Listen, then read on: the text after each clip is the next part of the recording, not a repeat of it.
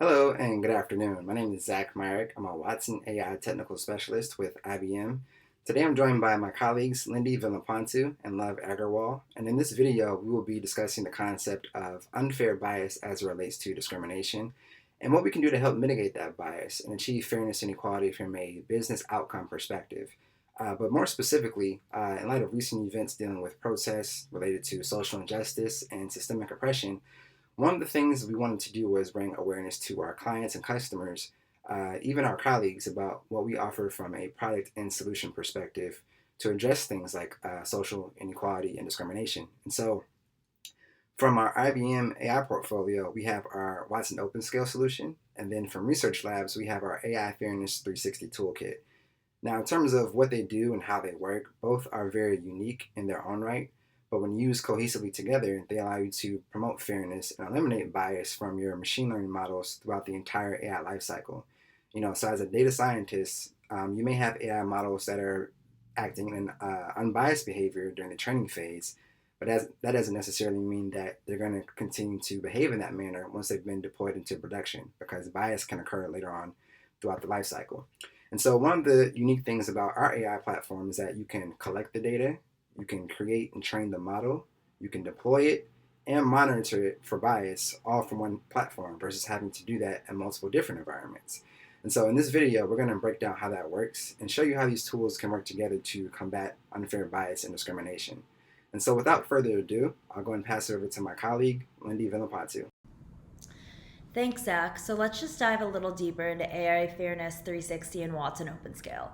AI Fairness 360 is actually really unique because it's really data scientist and developer driven because of the fact that it's an open source library. So within AIF 360, there's really three main types of debiasing algorithms. The first is pre-processing. So before the data is even processed, AIF 360 works to change the training data to remove the bias from it, which could result in an unbiased model. And then secondly, there's also in-processing algorithms. So it doesn't touch the training data, but it actually changes the model so it has unbiased predictions. So to do this, AI Fairness uses approaches like changing hyperparameters. And then finally, there's post-processing algorithms. So here, AIF 360 really just allows the model to predict itself, but then it changes the prediction before it's used by the application. So how it does that is AIF is actually able to flip biased outputs of random transactions to fix the group fairness and then gives each transaction a probability score. So then if the model acts biased with low confidence, then AIF 360 will flip the output to be unbiased. But if the model acts biased with high confidence, then it won't flip. And then Watson OpenScale is actually designed by leading IBM researchers who are really the best in the business and work with data perturbation techniques to mitigate bias in models. So with OpenScale, there's actually three major concepts, and the first is that OpenScale builds a machine learning model to learn whether a transaction is biased or not, instead of just being random or using confidence thresholds or something like that.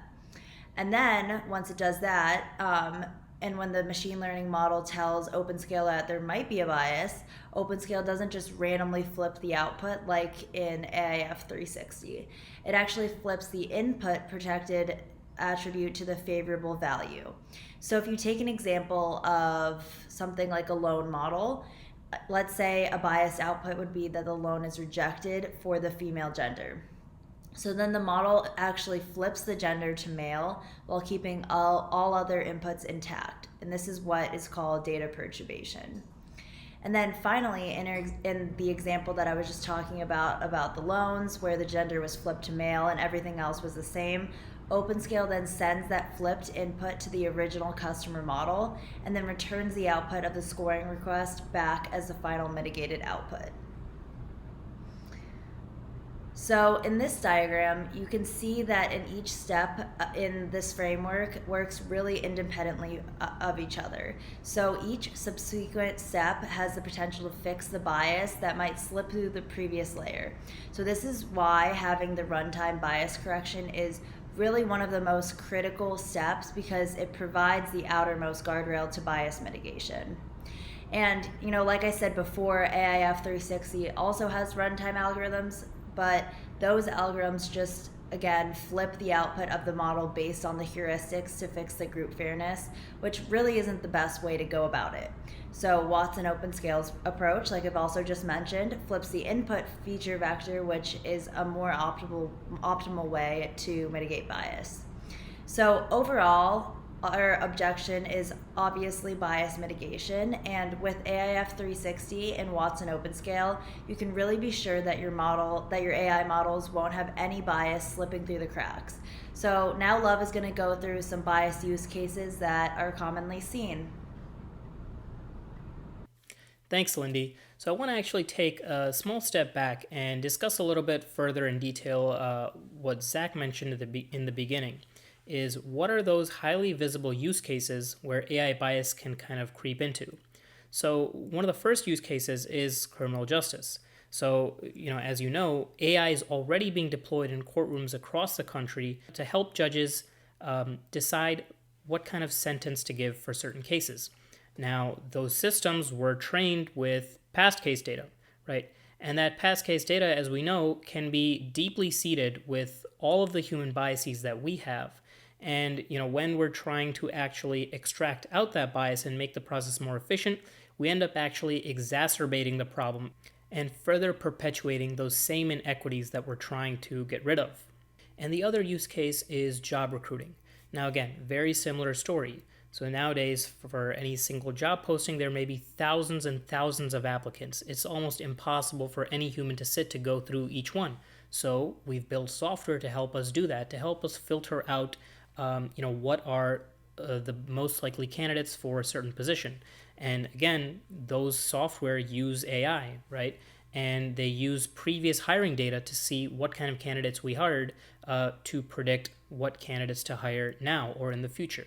And again, same problem. That past data is also deeply seeded with our same human biases. So in the past, recruiters, to no fault of their own, have been biased towards certain groups or certain minorities that can give certain races or certain genders a disadvantage when looking for a job. So if we're using that same training data to train our software, again, we're continuing to perpetuate those same biases. And this can be a huge problem when we're actually trying to make this a more equitable and fair world. So what can we do to help mitigate some of these challenges? And I'll pass it over to Zach now, and he'll explain what we can do when we're building out these models. All right, thanks, Lev. So, one of the things that I really like about this toolkit is the educational resources that it has available to help you get started. So, if we take a look at the top here, you have your API documentation and the Python code used to build the toolkit. But beneath that, we have information about bias mitigation concepts and key terminology.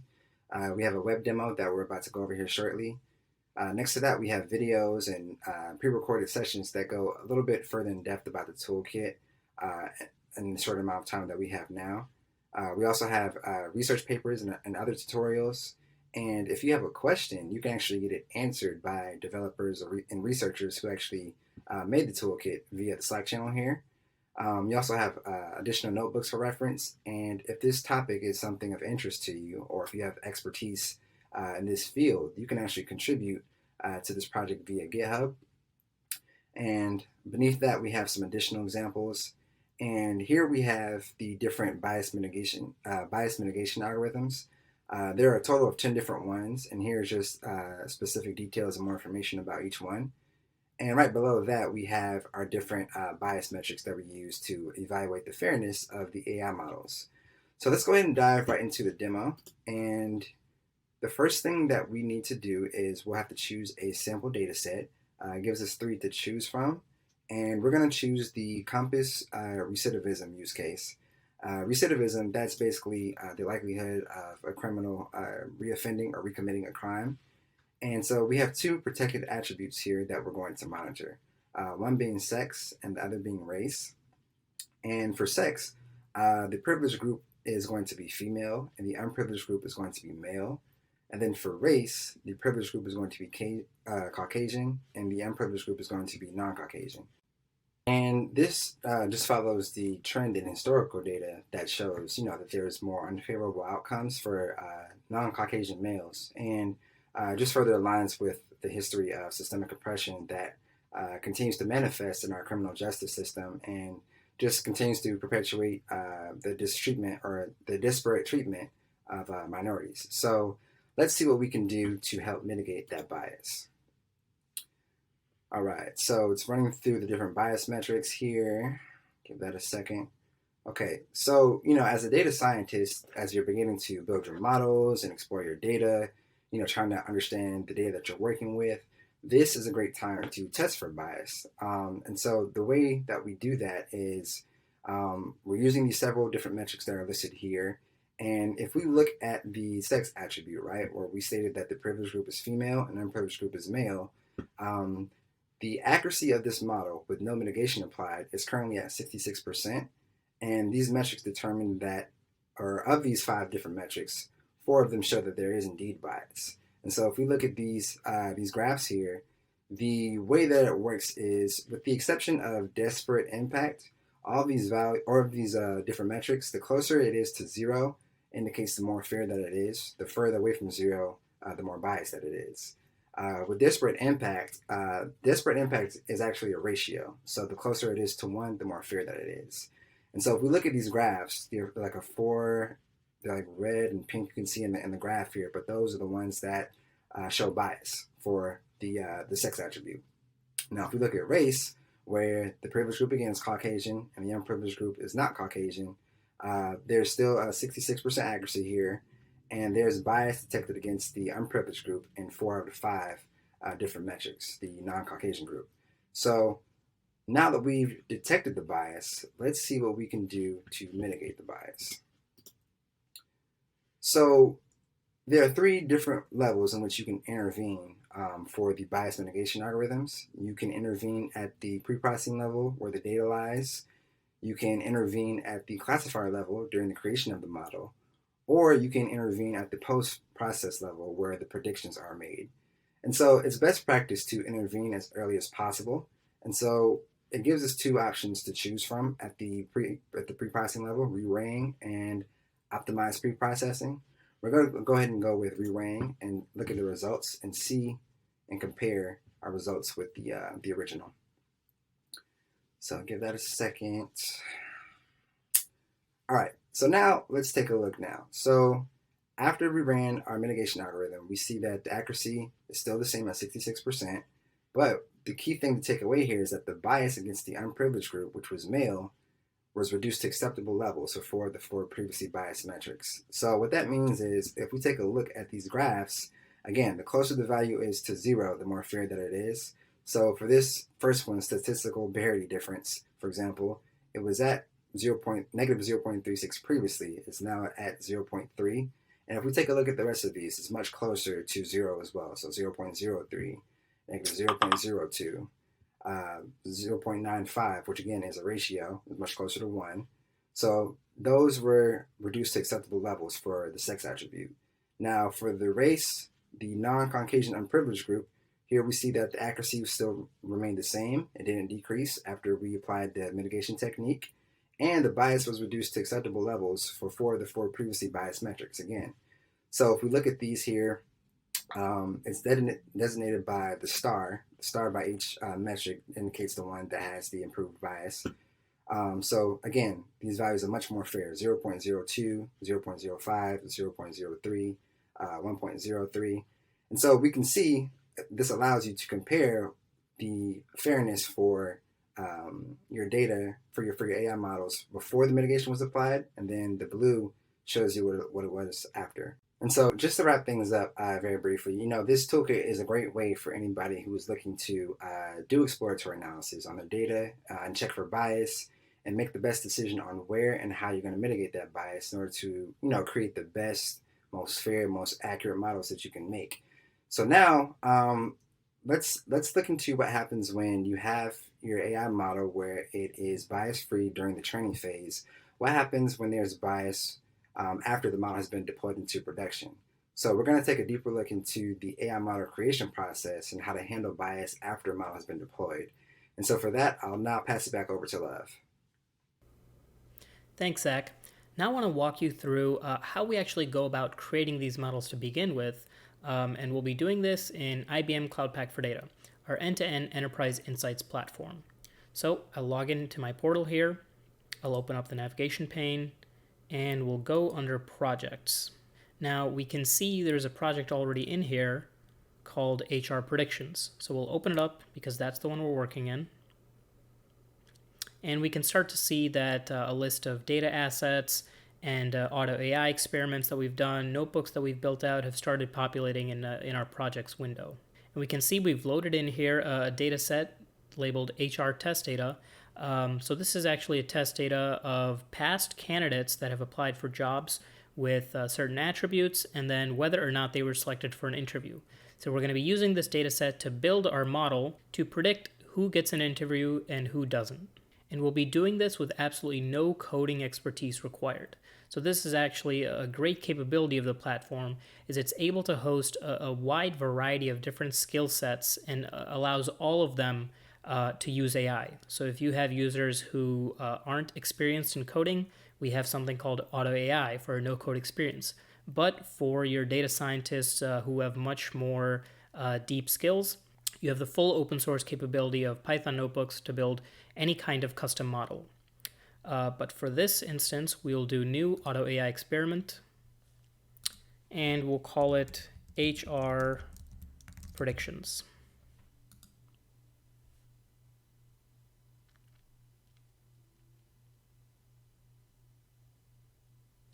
We'll choose our data set from the project, HR test data. Now we want to select which column we're actually predicting. So as I said, we want to predict whether a candidate gets an interview or not. So we go down and we select the interview field. Now we can actually go into the experiment settings and tweak a couple other things if we want to. Now we can actually scroll down and get rid of attributes that we don't think will be helpful. So an example is candidate ID. So I'll get rid of that. And then we can go over to the prediction tab. And since this is a yes or no, we want to do a binary classification. So we'll leave it as is. And we'll click Save Settings. Now we can simply run our experiment. So Auto AI will actually simultaneously test multiple different machine learning pipelines using various different methods such as hyperparameter optimization and feature engineering. So we've actually gone ahead and already built out another model that's already done. So we'll go back to projects.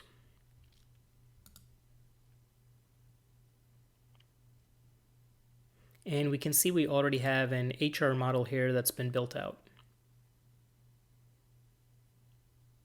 So you can see that Auto AI presents us with multiple different pipelines that we can actually pick and choose, and the system automatically picks one that it believes is the most accurate and will give us the best results.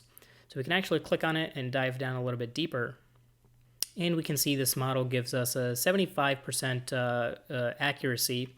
And we can actually go into the feature importance to see what attributes are actually driving that outcome. So here we can see preferred qualification and education level are the top drivers of the prediction. But we can also see that race begins to play a part. Now that may be an issue, and we will see the impact of that later on in Watson OpenScale. But for now, I'm happy with my model, so I can actually save it as a model right here, and then right from my project, I can deploy that model to a Watson machine learning instance, which will allow my end users, business users, and application developers to talk to this model and build it into business applications or reports. And the way we're interested in today for this model to be consumed is through Watson OpenScale for us to monitor and manage it for bias. And for that, I'm going to pass it off to Lindy. Thanks, Love. So now that we have our AI model up and running, we're going to use Watson OpenScale to measure the fairness and bias of the model so we can then gain more insight into our model. So here is showing IBM Watson OpenScale, and here we can see that I already debiased my AI model on the basis of sex. So it's now above 100% fair, and my model can now be more accurate when predicting whether or not we want to interview a candidate within our hiring model. So let me show you all how to do that. So we can go back here into the dashboard screen, and once we're here, we're able to see the dashboards available and see the insights that it's giving you on your fairness and your bias of your data. So we're going to click on the hiring HR model really quickly, and we can use this to see if there's any potential bias within our model that we just created. So on the screen, I can see here that there's an alert next to the sex fairness. So when we look at that, I can see that we set a threshold for accuracy and it's consistently falling below that threshold. So clearly there's potential bias within our model right now. And, like I said before, Watson OpenScale helps in the detection of bias at runtime. So it monitors the data which has been sent to the model as well as the model prediction, which is what we call the payload data. And then from there, it'll identify bias issues and notify them to the user. So here on the screen, we can see that the model is acting in a biased manner against females, and it clearly shows that on the screen. And then, like I said before, we do data perturbation while computing fairness. So, like the loan example that I talked about earlier, if we take the example of our HR data, the way data perturbation works is that if there's a submission by a female candidate and it was rejected by the model, then we perturb the record by flipping the sex from male to female or female to male, and then send the perturbed record to the model with all the other features of the record kept the same. Now, if the model predicts that the candidate is approved for an interview, then that means that it's acting in a biased manner by making decisions just based on the sex of the customer.